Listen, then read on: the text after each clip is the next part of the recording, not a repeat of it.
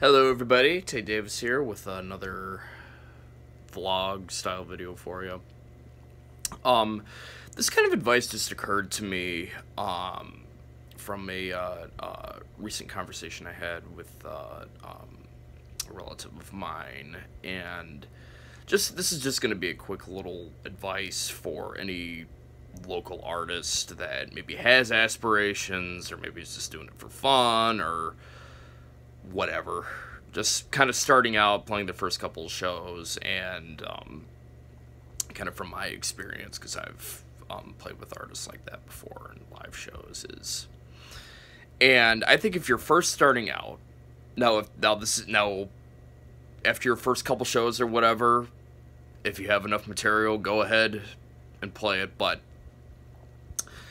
every once in a while, and I emphasize every once in a while, this doesn't apply to all artists, this is maybe 80% of them are probably doing it the way that I would agree with. But every once in a while, so maybe 20% of the time, you get artists that are really kind of hell-bent on the only songs I'm going to perform are songs that I've written, no outside writers, I'm going to write everything myself, and everything like that.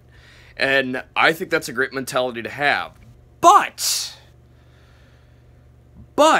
for your first couple of shows, you might want to consider doing some well-known cover songs. And I say this because, and maybe it doesn't apply to areas like Nashville or Los Angeles or New York or maybe even Austin, Texas, because those are well-known music cities, and maybe audiences, most of whom are going to consist of general music buyers who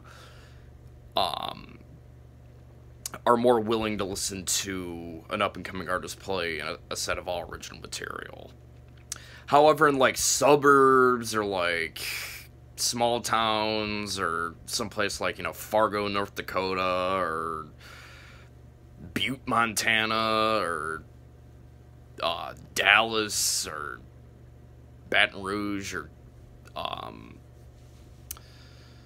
Newark, any cities like that isn't like a Milwaukee, Madison, any city that's not sort of an established music hotspot,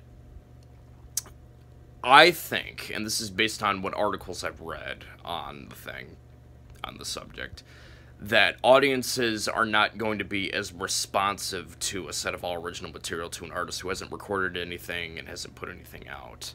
Or maybe they put out a few singles that are slowly climbing up slowly getting up there in the streams. But if you're an artist of that ilk, if you play a well-known cover like maybe Mr. Brightside by The Killers, Rock and Roll by Led Zeppelin, any songs like that, any Taylor Swift song, you're going to get a reaction out of it, and that's going to cause the crowd to pay more attention to you. And I think that once you do that, once you kind of establish yourself, they're going to think, oh, this is the artist that does a really great cover of Shake It Off by Taylor Swift. I love to see what originals that they have, or something like that. And that's gonna want them to investigate your original material more. And on top of that, I think artists who play covers in live performances get that sort of learn the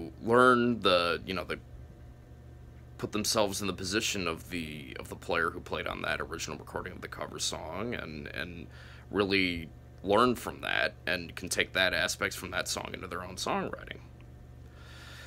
Just an opinion. Artists, with the mindset of, I'm gonna play everything I'm gonna play only stuff that I've written, and I'm gonna sing everything, and yada yada yada yada yada, the narrow-minded, tunnel vision kind of artists, you may want to consider playing covers, because once you do that, I think that more people are going to be more responsive to your original material. So, anyway, thank you guys for listening, and I'll see you guys later.